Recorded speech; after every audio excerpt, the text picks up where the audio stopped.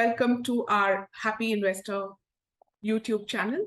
This is Sujata from Happy Investor FinServ LLP Bangalore. And today we have with us an industry veteran and interesting guest. So please welcome Mr. Aashish Somaiyaa.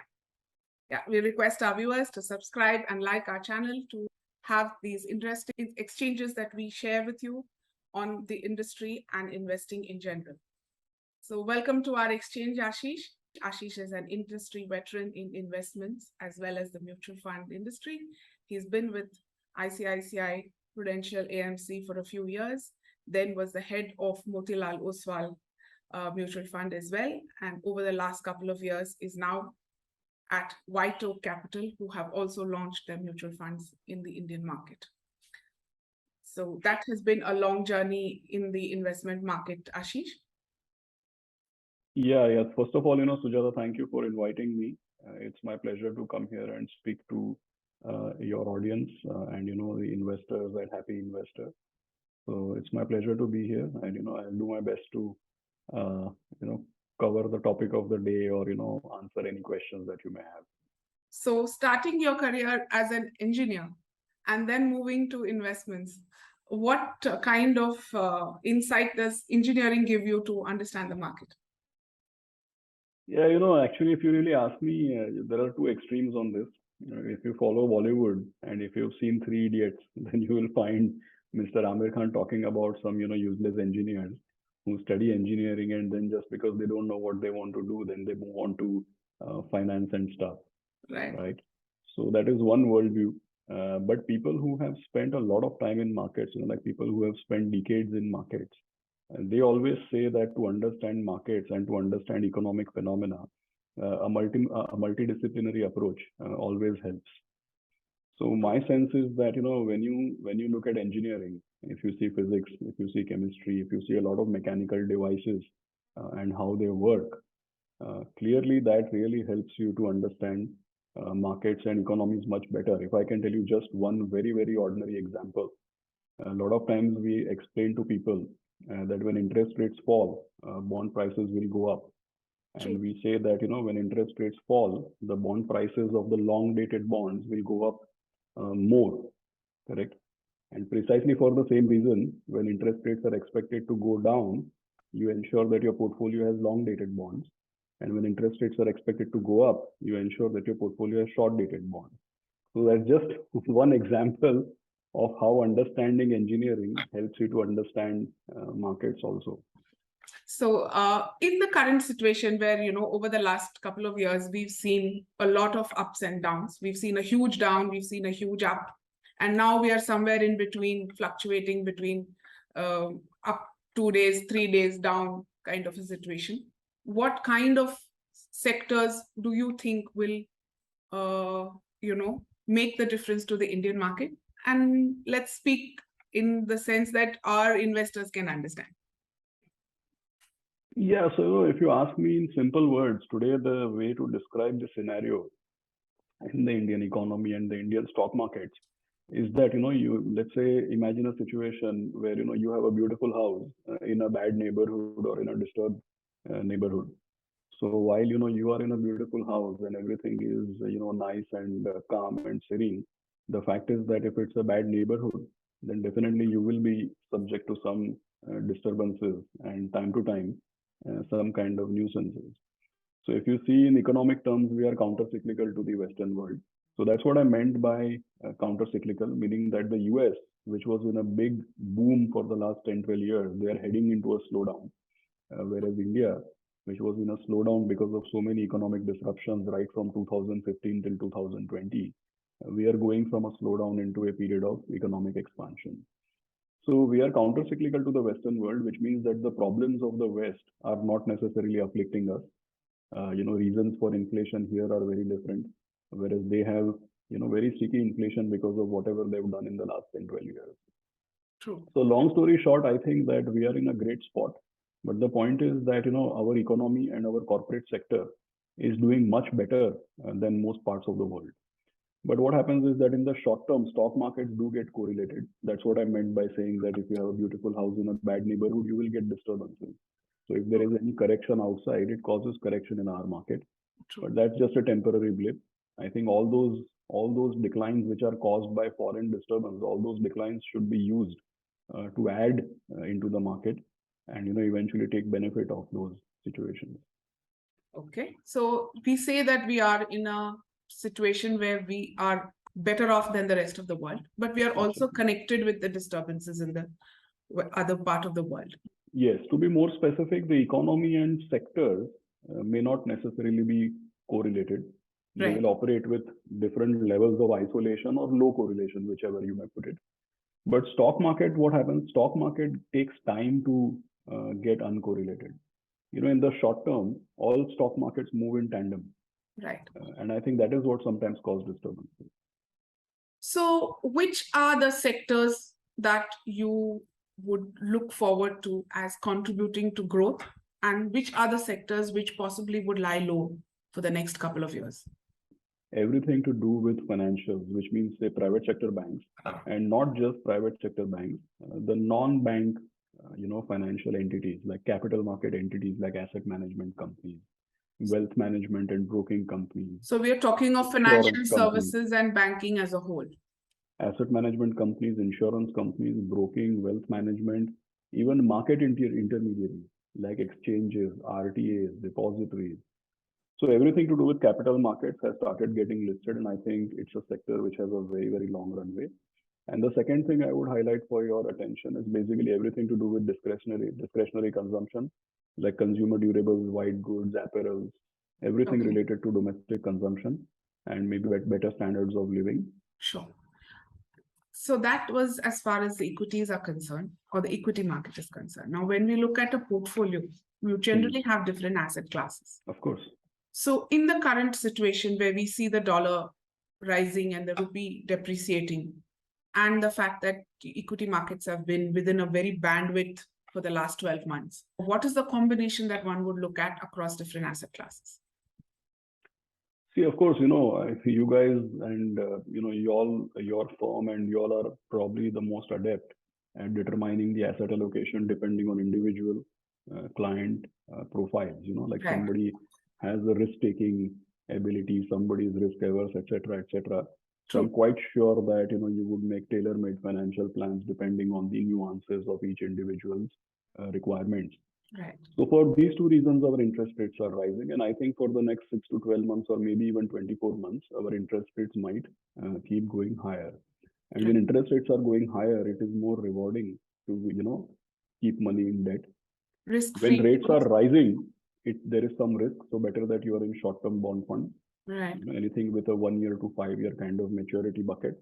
So that is the right thing to do as far as bonds are concerned. Okay. So for client by client proportion, I would leave it to your best judgment. But I think as far as interest rates and debt is concerned, the right time to be in the 1 year to 5 year kind of bucket and not be too adventurous.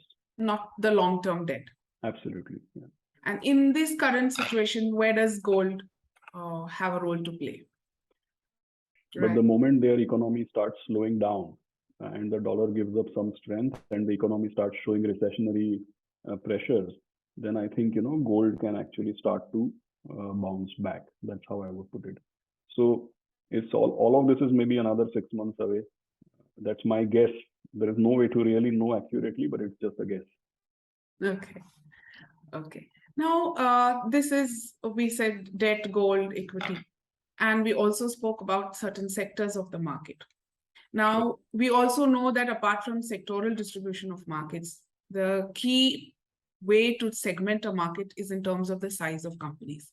Yeah. So we have the large cap or the mid cap or the small cap, which the average investor does understand in terms of large size companies, mid size companies, and small companies. So going forward, which is the segment that you think would be the game changer as far as the average investor's portfolio growth is concerned?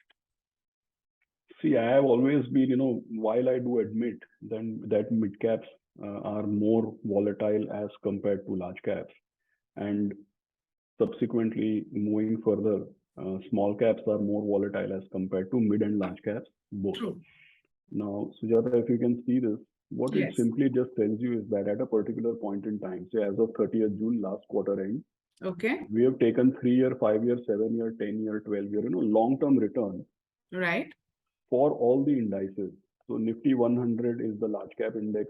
Nifty mid cap 150 is mid cap index. Right. Nifty small cap 250 is small cap 250, and Nifty 500 Yes. is practically the whole market. 500 stocks is almost 95-96% of our total market. True. So equity as an asset class, if I were to describe, is pretty much Nifty 500. Right. Now, why I said what is going to be surprising for most people is that they may have never encountered or they may have not realized that any time frame you take, the mid cap index Is the has one. outperformed Mm-hmm. has outperformed large cap, it has outperformed small cap, it has outperformed the whole market True. in any time frame. Okay, so this is one data point. Broad market could achieve more than 10% only 68% of the time. But the mid cap index is the hero because 92% of the times.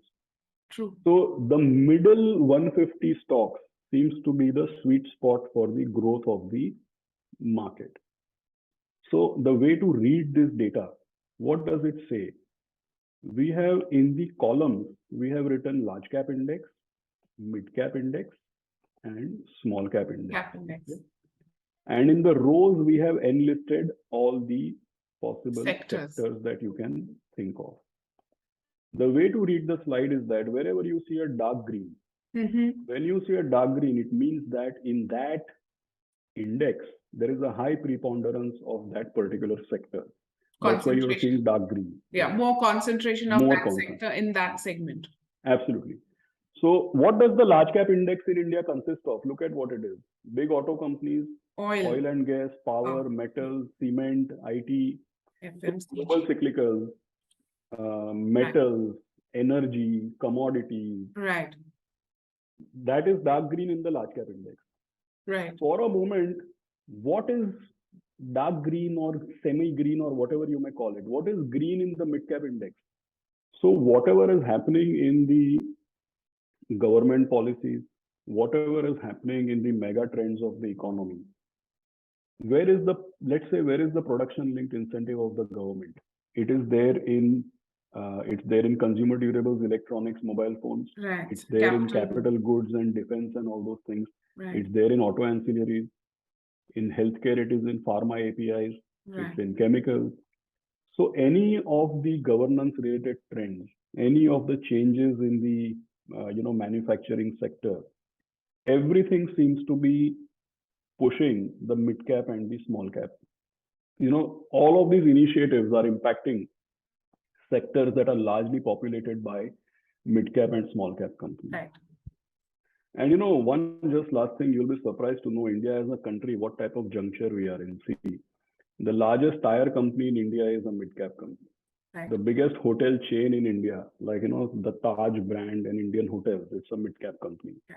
So all the interconnecting sectors are in the mid cap segment. Absolutely. Yeah. Okay. So now we looked at the market, we looked at segments, we looked at sectors. Yeah. Now, at the juncture that we are today, there are a lot of investors who come in to the market only now. They could be young people or they could have been first-time investors. They all feel that they lost out on the crash that happened in the pandemic. And वहां से market इतना ऊपर चढ़ गया है. So yeah, I don't think that they have missed out if they are looking for another opportunity like 2020. I can tell you, I've been in the market and in the investment management industry for 24 years. And in my 24 years, at least 4 times I have been told that the world will come to an end. It didn't happen. But so what happens is, it's always in hindsight, you will say that, oh my God, I wish March 2020 comes back and I'm able to get in. But if really March 2020 were to come back, then you would be actually, what do you say, running for the hills or something. You'd be more scared than you were, of course, in 2020 because you didn't know what you were dealing with then. So the point is that, all this timing and all, it's not possible to really time the markets. There are very, very few people who on 23rd March 2020, whose priority is to actually, buy. Put money in. Put money. They are very scared. So I would say that these are all things which people think in hindsight. When you're actually living through such a moment, I don't think it's easy. But yes, there is another interesting statistic that forget these big crashes and calamities. The fact is that every year, you'll be surprised to know every year the market gives a 15-20% correction at least once. And I don't think when the Nifty hit 15,000, I don't think our phones were falling off the hook for people to actually put money. Put money in. Right? When it was 15,000, everybody was saying we will go back to 13, 14,000 or something. I would just say that when every time the 30-year history of the index says that it's 12% compounded. True. That's how it has grown. True.